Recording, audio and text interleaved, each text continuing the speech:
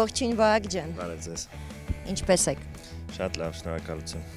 Ես հիմա ասեմ մեր հեռուստադիտողներին, որ մի փոքր ֆորմատի փոփոխություն է տեղի ունեցել։ Մեր հյուրն է եկել մեր հետևից, բայց մինչ երթևեկելը կխնդրեի ներկայացնել քո այս հզոր բրուտալ ավտոմեքենան։ Մեծ սիրով։ Ես այս մեքենան շատ եմ սիրում, ինքը շատ հարմար է երթևեկելու համար, չնայած որ չափերով շատ մեծ է։ Շարժիչի ծավալը 6.2 լիտր բենզինային շարժիչ է, հակերի չափը 37, ինքը Ford F150-ի մոդիֆիկացիա կոչվում է Raptor, որը որ մի քիչ ավելի տենց բահաստայլի մեջ, տենց հատուկ ճանապարհներին քշելու համար նախատեսված է։ Հզորությունը որքան է։ 411 դիաուժ է, ինքը Generation 1-ն է։ Սրանից հետո արդեն փոքրացել է շարժիչի ծավալը, 3.6 լիտր դառը։ Այս հզոր տեխնիկաներից մեկն է, որ ես շատ եմ սիրում։ 6.2 աշխատանքային ծավալով ենթադրում եմ բենզինի ծախսնել բավականին մեծ է, թե գազ է տեղադրված։ Հավատացեք, այդքան շատ չի ի համեմատ ու ծախսը տենց մոտ 25 լիտրի է հասնում իրականում, բայց գազը տեղադրված բավականին հեշտացնում է իմ ավտոպարկի ամենակիչ ծախսող մեքենան ներվուծել է Միացյալ Նահանգներից, բայց ոչ իմ մեքենան է եղել, ստեղից եմ ես իրան գնել, որտեվ շատ պատահական հանդիպեց ու շատ եմ սիրում,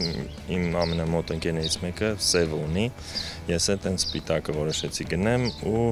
այսօրվա դրությամբ շատ ավելի դժվար է գտնելը, որովհետև էլ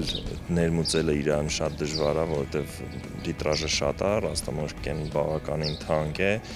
ու ըստ դրա արդեն ոնց որ հատուկ են մնացել, մաքսիմում մի 10 հատ լինի թե չէ Հայաստանում։ Եկեք ուղևորվենք իմ սիրած տեղերից մեկը։ Արդեն իմ սիրած տեղերից մեկն էլ է։ Մագան տենց ասում, որտեղ մի անգամ արդեն հասցրել անդեղ լինի ու շատ ուրախ կլինեմ ու հեռուստադիտողն էլ ծանոթանա։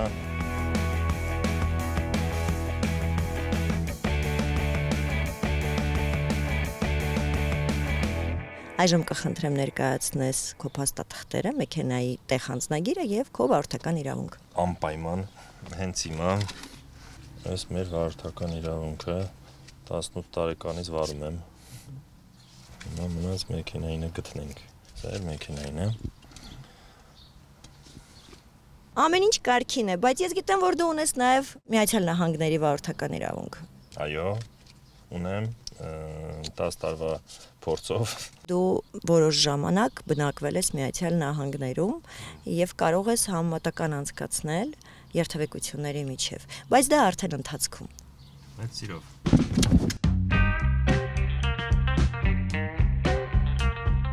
Դե մեզ բարի ճանապարհ, ուղևորվենք դեպի Բյուրական Արագածսարը, դեպի Օրգով գյուղը։ Դե հիմա պատմիր, համեմատենք երթևեկությունները։ Չէ ուզենա մեր երթևեկությանը շատ բաներ ասել։ Հնովել, ուղղակի համեմատելու չէ։ Այնտեղ, ասենց ասեմ, պետք չի մտածել քշելու համար։ Արդեն նախորոք ամեն ինչ մտածված է։ Այդ ինժեներները, ովքեր որ աշխատել են, կոնկրետ ինժեներներ են աշխատել այդ ուղղությամբ ու ակնհայտ տարբերություն է։ Նույնիսկ օրինակներ կարամ բերեմ, կարող է թվա տարօրինակ, բայց հաշվարկ են անում, թե այս փողոցով ամսվա կտրվածքով ինչքան մեքենա գնաց, որ ուղղությամբ գնաց, դրանով կարող են հասկանան, որտեղ ինչ կարելի է ավելացնել, ինչ նշաններ, փոփոխություններ ինչի մեջ մտցնեն, որ կարողանան երթևեկությունը թեթևացնեն մարդկանց կյանքը հեշտացնելով։ Օրինակ, շտապօգնության մեքենայի զիջելը դա ամենահասարակ կուլտուրան է, որ մեր մոտ չի կիրառվում, չի օգտագործվում։ Դա ես չեմ հասկանում այդ մարդկանց, ովքեր որ չեն զիջում։ Ամերիկյան օրենքներով դու պարտավոր ես կանգնեցնես մեքենան, տեղափոխես ավելի աջ շարք, որ ինքը կարողանա քեզ անցնի։ Թեկուզ չկանգնեցնենք, բայց գոնե ինչ-որ չափով ճանապարհ բացենք։ Քանի տարի ես բնակվել Միացյալ Նահանգներում։ Կլոր 9 տարի բնակվել եմ, 10-րդ տարին փախա։ Առաջի օրվանից որ գնացել եմ, միշտ նպատակ եմ ունեցել վերադառնալու, դրա համար էլ երևի ստացվեց իմ մոտ, որովհետև այնտեղ ապրող մարդիկ մեծ մասը ուզում են վերադառնան, բայց միշտ չի որ հարմարվում ու ստացվում է։ Մեր երթևեկության առանձնահատկությունները կնշես։ Մի քիչ ավելի շատ է պետք մտածել, որը ես շատ եմ սիրում, ու դրա համար երբեք չեմ խեղճանում մեր երթևեկության մեջ, միայն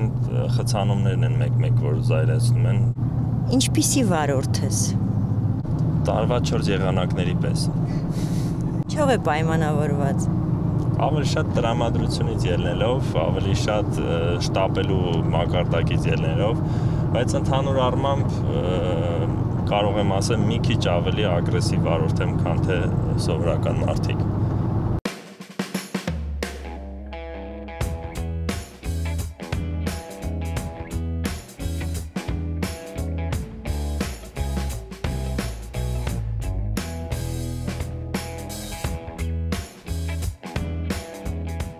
Ինչն է հետաքրքիր, որ փոսերին այս մեքենան ինչքան արագ էր գնում, այդքան էլ ավելի փափուկ էր։ Ճիշտ եմ նկատել։ Շատ ճիշտ եք նկատել, մեքենայի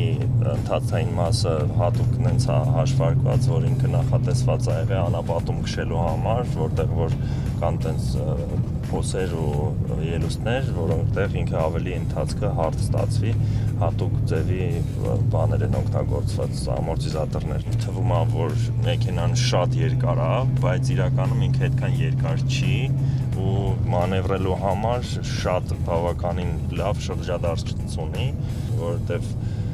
կամրջակը կպած չի, առանձին են իրանց ակերը աշխատում, դրա համար նաև կարող է շրջադարձը շատ ավելի լավ կատարել։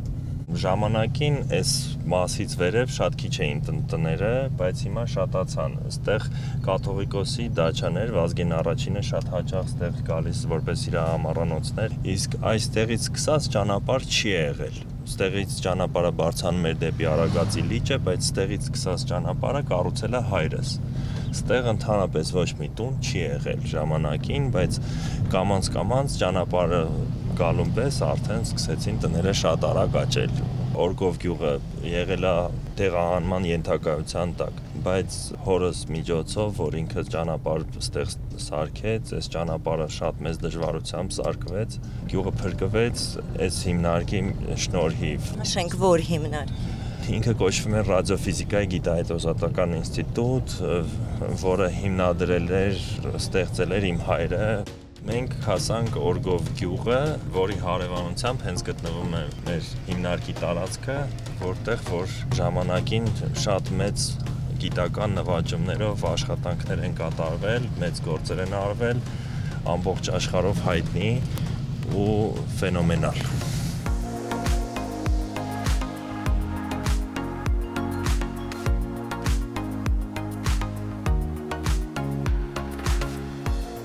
Մենք հիմա գտնվում ենք մի հատ փակ տարածքի մեջ, որը ժամանակին մոտ 100 հեկտար տարածք էր, պարսպապատ, ու ստեղ ամեն ինչը, սկսած կոմունիկացիաները, ջուրը, լույսը, բերվել է, ստեղծվել է, ծառերից սկսած նույնիսկ այս բոլոր ծառերը տնկվել են ստեղ,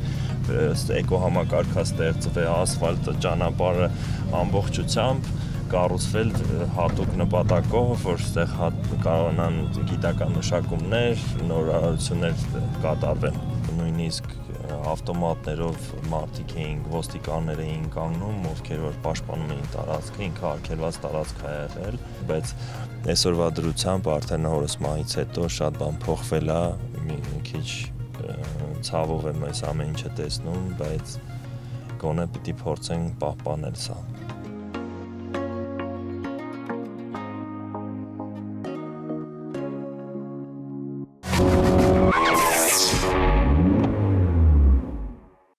Իմ մանկության հետ կապված տարածք է, որտեղ որ ես միշտ մեծացել եմ, ամառները միշտ ստեղ եմ անցկացրել։ Շատ հաճախ նույնիսկ շաբաթ-կիրակիներով, ձմեռներով շատ սիրուն է լինում ձմեռը ստեղ, որովհետև ժամանակին մինչև մի մետր ձուն էր գալիս ու մի հիասքանչ բնություն, մի խոսքով մեր Հայաստանը։ Քեզ իհարկե որպես լավ ընկեր ես գիտեմ, նաև օֆրոուդների ենք միասին մասնակցել, բայց մեր հեռուստադիտողներին եմ ուզում ասել, որ հայրդ բոլորիս կողմից շատ սիրված, հարգված, ակադեմիկոս, պրոֆեսոր, տեխնիկական գիտությունների դոկտոր Պարիս Հերոնին է։ Եվ մենք այժմ գտնվում ենք Ամառանոցում, որտեղ որ շատ մեծ ժամանակ անցկացրել հայրս, աշխատել այստեղ, շատ բաներ էին փախնելով քաղաքի եռուզեռից ու փորձելով ստեղ առանձնանալ, ստեղ նաև հայերեն գիրքն ա գրվել պապայի, որը որ ինքը շատ երկար ժամանակ մշակել ա, վերալուծել շատ նյութեր, ուսումնասիրելով մեր պատմությունը, մեր անցյալը ու հետաքրքիր լուծումներ տվել այդ ամեն ինչին։ Այս երկրորդ հարկն է, մեր բնակարանն է, հնարավորինս փորձել ենք ոչ մի բան չփոփոխենք տան մեջ, ոնց որ եղել է պապայի ժամանակ, նույն ձև պահպանել ենք։ Այս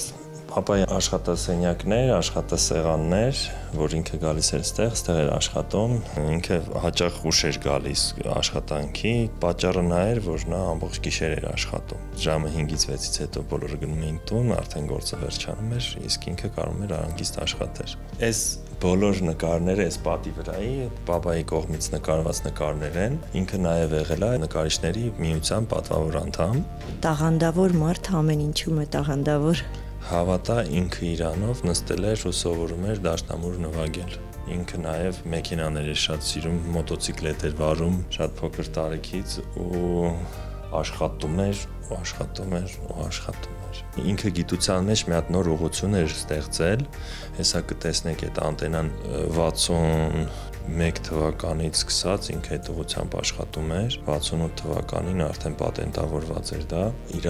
դիպլոմային աշխատանքը ի սկզբանե եղել է առաջի տիեզերանավ ուղարկված Սպուտնիկը, որի վրայի անտենան, կապի միջոցը պապայի նախագիծն է եղել։ Իսկ գիտեմ, որ գաղտնի էր պահվում այդ ինֆորմացիան։ Շատ ճիշտ եք, այն ժամանակներին գնում էր սառը պատերազմներ,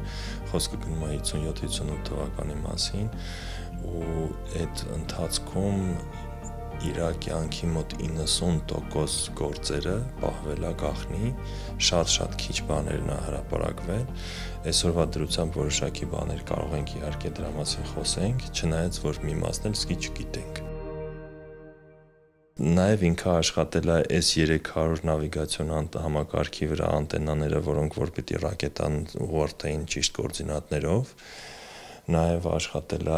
մեծ օդային լաբորատոր ինքնաթիռների վրա, որոնք որ լոկացիոն համակարգ են հանդիսացել ու նույնիսկ պատճառ են հանդիսացել Վիետնամական պատերազմի ավարտին, որովհետև այդ ինքնաթիռների միջոցով շատ հեշտ կարող էին իմանալ, որ բամբարդիրովщիկը երբ որ պիտի թռներ,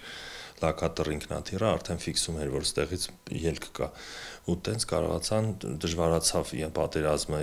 ամերիկացիների համար եւ նրանք որոշեցին ավարտ կանգնեցնեն։ Իր կյանքի ընթացքում շատ մեծ մարդկանց հետ է շփվել իրան, շատ մեծ մարդիկ են դասավանդել։ Ինքը մոտավորապես 2-ից 3 տարի աշխատել է Վիկտոր Համբարձումյանի հետ։ Վիկտոր Համբարձումյանը իրան շատ էր ընդունում, շատ էր տեղ տալիս։ Ինքը միշտ շնորհակալ է եղել նրանից, որ կարելի ասել իր կյանքը փոխել է Վիկտոր Համբարձումյանը, բերելով Հայաստան, որտեղ իրան արդեն չէին ուզում, որ ինքը Ռուսաստանից գար։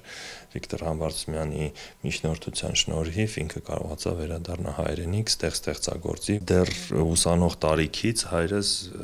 մեծ անտենայի հոդվածներն էր տպագրում, դա խոսքը գնում է 53-4 թվականների մասին։ Ու դրանց հիման վրա ինքը կառուցեց վերջապես մեծ դժվարություններով 25 տարի պայքարելուց հետո, որ ուզում էր նա անպայման դա Հայաստանում կառուցվեց հենց այս տարածքում։ Այստեղ մենք կարող ենք տեսնենք մեր տարածքի մակետը, սպիտակ բաներով նշված է գոյություն ունեցող արդեն շենքերը, իսկ շագանակագույնով ինչը որ պիտի կառուցվեր։ Մենք հենց հիմա այս փոքր սպիտակ շենքի մեջ ենք։ Սա մեր մեծ անտենան է, որը որ շուտով կմոտենանք նրան, եւ այս մեկը պատրաստվում էր որ լիներ։ Պատկերացրեք այս չափերի տարբերությունը, սա 54 մետր է, սա 100 էր լինելու։ Ու այս պրոյեկտը արդեն նախագիծը կազմվել էր, գեոդեզիան արվել էր, նախագծերը պատրաստ էին կառուցելու համար, բայց քանի որ Սովետ միությունը քանդվեց, տենց ստացվեց, որ այդ ամեն ինչը կանգնեց ու սառեց։ Այս մեքենան հանդիսանում էր լաբորատորիա, իր մեջ հավաքած էր հատուկ համակարգ, որտեղ կարող էին պալիվոյի պայմաններում անտենային չափումներ անեին, ինքը նաև Միկոյանի հետ է շատ մոտ եղել, ավիամոդելիստ, ու իրանց համար էլ շատ պրոյեկտներ ունեն այդ ինքնաթիռների վրա կատարված անտենաների հետ կապված։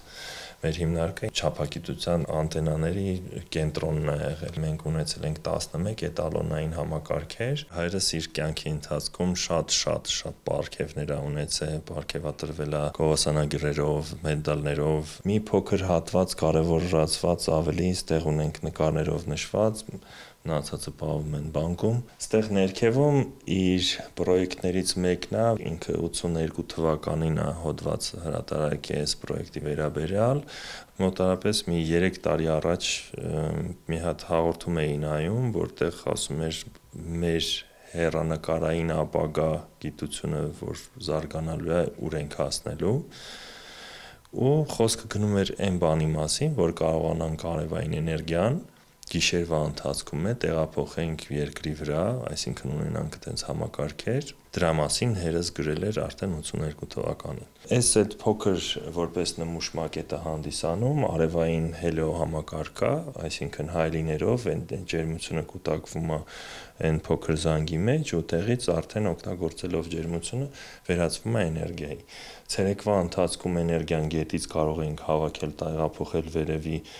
գտնվող բասեինը, որտեղից գեզի միջոցով գիշերվա ընթացքում հետ ստանանք էներգիա ունենանք, այսինքն ակումուլացնելու տարբերակով։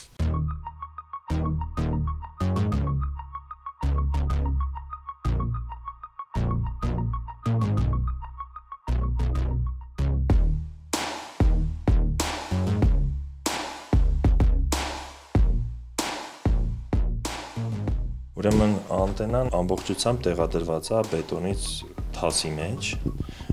2 մետր խորությամբ բետոն է մոտավորապես ու այս թիթեղները ամբողջությամբ ամրացված են 4 բոլորը ճշգրիտ մեծ ճշտությամբ։ Անտենան ինքը 54 մետր է տրամագծով, բայց իր աշխատանքայինը 32-ն է, այսինքն ինքը մոտավորապես ավելի փոքր է, այսինքն թասի մեջ մի հատ փոքր թաս ենք պատկերացնում, ու դա է աշխատող մակինեսը։ Երբ որ անտենային պետք է լինում ինչ-որ ուղղությամբ նայելու, տեղափոխվում է այս ֆերման ճանապարհը փոխելով ու փոխելով հարթությունը։ Այսինքն այս մեծ թասի մեջ փոքր թասը սկսում է տեղափոխվել։ Տեղափոխվելով ֆերման կարողանում ենք աշխատացնենք հայելու ինչ-որ կոնկրետ հատված։ Անտենայի մեջ մտնող ազդանշանները, ռադիոալիքները տեղափոխվում են անդրադառնալով այս սրա տակ գտնվող զանգի մեջ։ Հավաքվում է զանգի մեջ, որից հետո անդրադառնում է ու հավաքվում է մի կետում, որ կարողանանք արդեն ռադիոճառագայթները ուսումնասիրենք։ Այս հայելին ինքը գտնվում է բետոնի մեջ։ Դրա համար իր բաները չի շարժվում հայելին, ինքը մնում է ֆիքսված ու կարողանում դրա հաշվին շատ ավելի բարձր հաճախականության վրա աշխատել, ունենալ շատ սուր ալիք։ Ինչքան բարձր հաճախականության վրա ենք աշխատում, այնքան կարող ենք ավելի հեռուն տեսնել, ավելի մեծ ինֆորմացիաներ ստանալ, բացառիկ գործիք է ամբողջ աշխարհի նկատմամբ ու իրան ուղղակի sense անտեսելը շատ ցավոտ է։ Կուզենայի նաև անդրադառնանք այս նկարին, որտեղ որ պատկերված է մեծ անտենան 87 թվականին ուղղաթիռով նկարված է, ու ստեղ ավարտուն տեսքը արդեն երևում է մոտավորապես 5 տարի տևել է կառուցումը, չնայած որ 85 թվականին առաջի անգամ փորձարկվել է նա։ Եթե ես չեմ սխալվում, Մոսկվայից ֆինանսավորում չէին անում, որպեսզի այս անտենան կառուցվեր հենց Ռուսաստանում։ Շատ ճիշտ ինֆորմացիա ունեք, որովհետև մոտավորապես 25 տարի նա փորձում էր այս անտենան կառուցել Հայաստանում, նույնիսկ արդեն հիմնարկը կար, տարածքը կար, ամեն ինչը նախորոք արդեն պատրաստված էր, բայց ֆինանսավորումը չէր գալիս ու դրա պատճառով process-ը կանգնած էր, իրան ասում էին հենց հիմա կարող ես գալ Ղրիմում սարքել, պայման էին դրել, բայց որ արդեն պիտի ստեղ սարքվեր, դա մեծ դժվարությամբ, բայց վերջը հասավ դրան ու սարքեց այս ամեն ինչը, ստեղծվեց այս անտենան։ Մասնագետներն ու բանվորները բոլորը հայեր են եղել։ Հիմնականում հայեր են եղել, բայց նաև Ռուսաստանից, քանի որ Սովետ միության ժամանակ էր, մոտավորապես 1000 հոգի մարդ աշխատել հիմնարկում։ Կոմիտասում բարձրարկ շենք ենք ունեցել 14 հարկանի, որտեղ որ նաև ունեցել ենք 10-րդ հարկից վերև փակ տերիտորիա, որտեղ որ մուտքը խստի վարգելվում էր։ Այնտեղ աշխատում էին մարդիկ հաճախականությունների վրա, որոնք որ այսօրվա մեր Ամերիկայի բանակի հաճախականություններն են, այսինքն այդ բարձր կապերի ու այտենց հատուկ հաճախականություններ են փակ։ Այն ժամանակից մենք ունեցել ենք այդ սարքավորումները 80-ական թվականներին, աշխատել ենք այդ հաճախականություններով։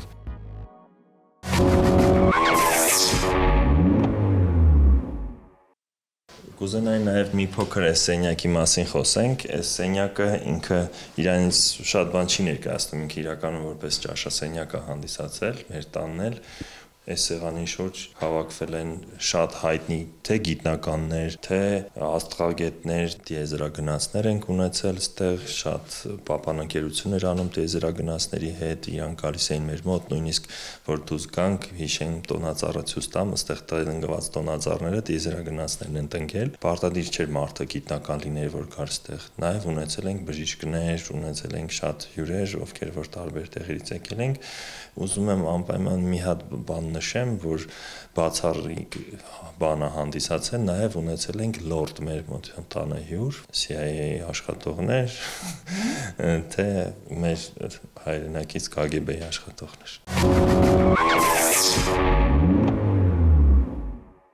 Ես համոզված եմ, որ շատերի մոտ ցանկություն կառաջանա այցելել Փարիզ Հերոնու տուն-թանգարանը։ Գործում է այն։ Իրականում մենք իրան պահում ենք այնպես ինչպես ինքը կա, փորձում ենք իրան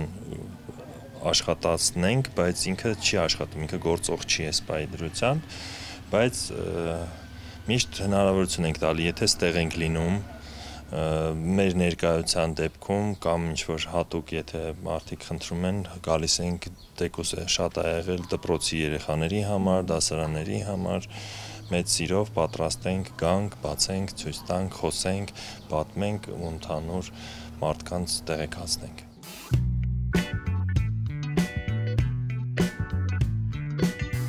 Վահագ ջան, մեքենաներդ այնքան շատ են, չգիտեմ որ մեկից հարցնեմ։ Ինձ թվում է, որ մենք նկարենք, մի կես տարվա հաղորդում կունենանք։ Հիմա կխնդրեմ բացես մեքենայի կապոտը եւ մենք տեսնենք, թե ինչ շարժիչ է այնտեղ տեղադրված։ Մեծ սիրով։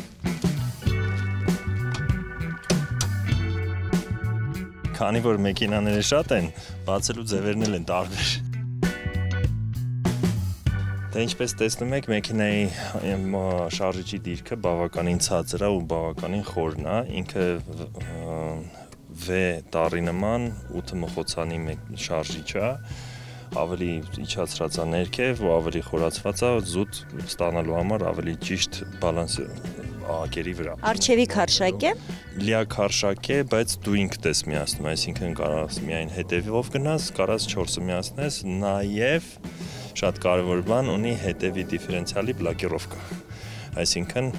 բլոկ անում, հետևի երկու անիվները միաժամանակ համաչափ պտտվում են, ուժը համաչափ է բաշխվում։ Ես ինչպես հասկացա, այստեղ ամեն ինչ գործարանային է։ Այո, ունեմ մեքենա, որը որ շատ մեծ ձևափոխություններ ունեն վրան արված, մեծ սիրով մի անգամ ցույց կտանք, որովհետև բավականին մեծ աշխատանք են ընկերներս արել այդ մեքենայի վրա, որ կարողանանք ստանանք նման հզորություններ ու հետաքրքիր լուծումներ։ Ինչ մակնիշի մեքենաներ ունես այս պահին։ Եթե խոսքը գնում է հենց մեր շուրջը կանգնած 4 մեքենա է, 3-ը Mercedes են, մեկը Ford-ն է, բայց բացի դա իհարկե ունեմ էլի մեքենաներ, ունեմ Wrangler, ունեմ 2 հատ Geländewagen, ունեմ Nissan Patrol, ունեմ Mercedes 124, Mercedes 190 եւ մեր կլասիկան։ Եվ հիմա մի հատ նոր պրոյեկտի շուրջ եմ աշխատում, քանի որ 190-ս հավաքված է եղել դրիֆտի համար, իրան շատ եմ ափսոսում, իրան շատ եմ սիրում, իմ ձեռքով եմ պատրաստել, նոր մի հատ մեքենա եմ առել, ես չեմ դնում տարբերություններ շատ մեքենայի մեջ, բայց ես Mercedes-ի սիրահար եմ, բայց ունեմ մի հատ BMW, որը որ պատրաստվում եմ օգտագործեմ դրիֆտի համար։ Կխնդրեմ մի փոքր մանրամասնես Nissan Patrol-ի մասին, քանի որ այդ մեքենան դու շատ հաճախ վարում ես սարեր, ձորերում, մասնակցում ես օֆրոուդների, արշավների։ Այո, Nissan Patrol-ը գնվել է հենց այդ նպատակով, մինչև ինձ արդեն իրան որոշակի պատրաստել էին, բավականին մեծ դժվարություններով, մեծ գործ էին արել մեքենայի վրա, բայց ես ստիպված եղա լրիվ իրան քանդեմ, նորից հետ հավաքեմ, որ կարողանանք ստանանք այն ինչ որ այս պահին մենք ունենք, խնդիրները վերացնելու համար, ու այդ նպատակով շատ բաներ ձևափոխվել է մեքենայի վրա, ու ինքը տենց շատ հետաքրքիր մեքենա է ստացվել, որին շատ ուրախ եմ ու հույսով կարողանանք նույնիսկ պլաների մեջ կա Վրաստան գնալ, տեսնենք այնտեղ մեր ուժերը փորձենք, ոնց կարողանանք։ Այս մեքենան ինքը հանդիսանալու է որպես տանող մեքենա, ես նաև մի հատ կցորդ, այսինքն 2 հատ կցորդ ունեմ, կցորդի վրա դնենք ու տենց շարժվենք Վրաստան, տեսնենք ինչեր արդյունքներ կբերենք։